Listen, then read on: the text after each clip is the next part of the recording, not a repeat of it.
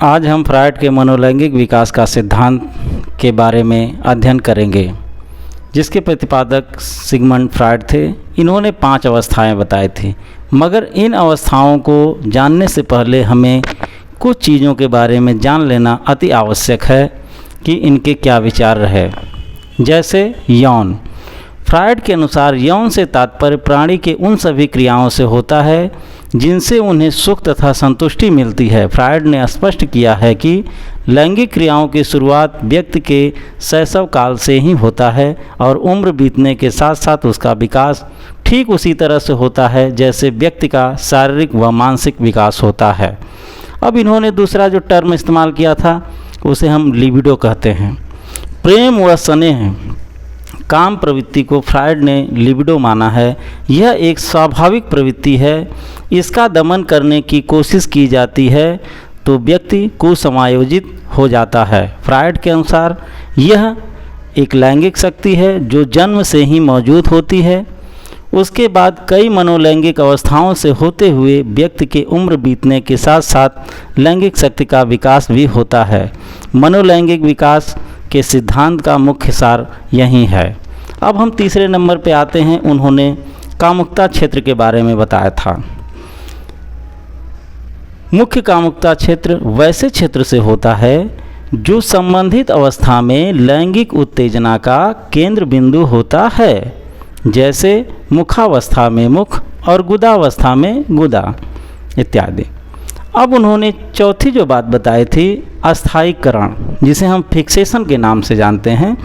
Freud के अनुसार कभी कभी किसी मनोलैंगिक अवस्था की समस्याओं को बच्चा ठीक से समाधान नहीं कर पाता है, जिसके कारण आगे की अवस्थाओं में भी उसका व्यवहार उसी अवस्था पर के समस्याओं का समाधान करने के लिए करता है। इसे ही अस्थायीकरण कहा जाता है। जैसे 10 वर्ष के बच्चे का अंगूठा चूसना मुखावस्था के अस्थायीकरण अर्थात फिक्सेशन का एक अच्छा उदाहरण है।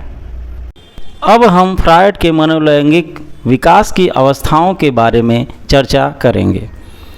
अब पहली अवस्था आती है मुखा अवस्था, जिसे हम ओरल स्टेज भी कहते हैं।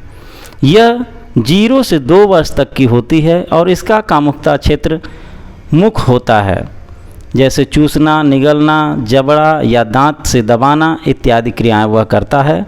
इसमें जो विकासात्मक कार्य होते हैं, जैसे दूध छुड़ाई का कार्य, चबाने का कार्य प्रारंभ होता है। अगर इसका अस्थायीकरण या फिक्सेशन अगर हो जाए तो ऐसा व्यक्ति गुटखा, पान चबाना, शराब पीना, सिगरेट पीना इत्यादि कार्यों में लिप्त रहता है। इसी अवस्था में ईगो का भी विकास होता है। अब हम दूसरे स्टेज की बात करते हैं, गुदा अवस्था, जिसे हम एनल स्टेज भी कहते हैं। ये 2 साल से लेकर 3 साल तक की उम्र की अवस्था होती है। इसका कामुकता क्षेत्र होता है गुदा। इसमें जो कार्य होते हैं, मलमूत्र त्यागने से संबंधित क्रियाओं से उसे आनंद आता है और इसमें विकासात्मक कार्य होते हैं, उसे टॉयलेट ट्रेनिंग दी जाती है।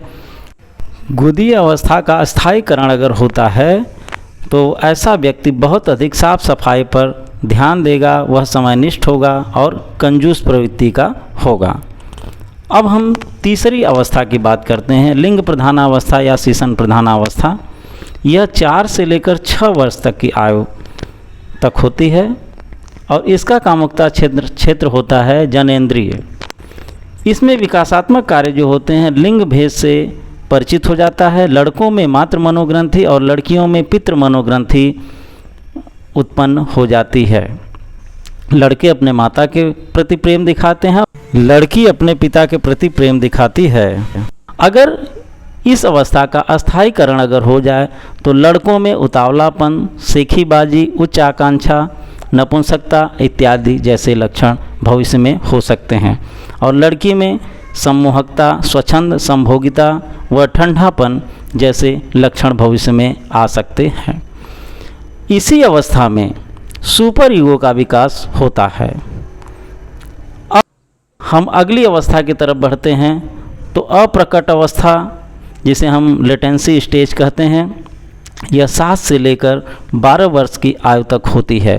इसमें किसी भी प्रकार का कोई कामुकता क्षेत्र नहीं पाया जाता है और इसमें विकासात्मक कार्य जो होते हैं, सामाजिक अंतःक्रिया, नैतिकता का तेज़ी से विकास, और इसमें कोई अस्थायीकरण नहीं होता है। और अप्रकट अवस्था लिबिडो की संतुष्टि का अदृश्य केंद्र माना जाता है। अब अगली स्टेज जो है, जो इनकी अंतिम स्टेज है, जिसे हम जनेंद्रिय अवस्था कहते हैं, जेंटल स्टेज, यह 13 वर्ष से लेकर निरंतर चलती है और इसका कामुकता क्षेत्र जनेंद्रिय होता है और विकासात्मक कार्यों में अंतरंग संबंध, अपना वंश बढ़ाने की प्रवृत्ति, शारीरिक परिवर्तन इत्यादि जैसे लक्षण दिखाई देते हैं। और अगर अस्थायीकरण की बात अगर हम करते हैं तो प्रथम 3 अवस्थाओं में से एक पर भी फिक्सेशन होता है तो उपयुक्त समायोजन नहीं होगा। फिक्सेशन न होने पर सामान्य सेक्सुअल प्रेरणा होगी।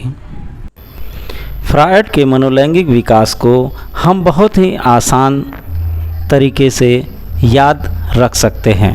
जैसे मुगली अज, मुंह से मुखावस्था जिसे हम ओरल स्टेज कहते हैं, गु से गुदावस्था जिसे एनल स्टेज कहते हैं, ली से लिंगा प्रधान अवस्था जिसे हम फैलिक स्टेज कहते हैं, अ से अप्रकट अवस्था जिसे लेटेंसी स्टेज कहते हैं, ज से जनेंद्रिय अवस्था जिसे जेंटल स्टेज हम कहते हैं।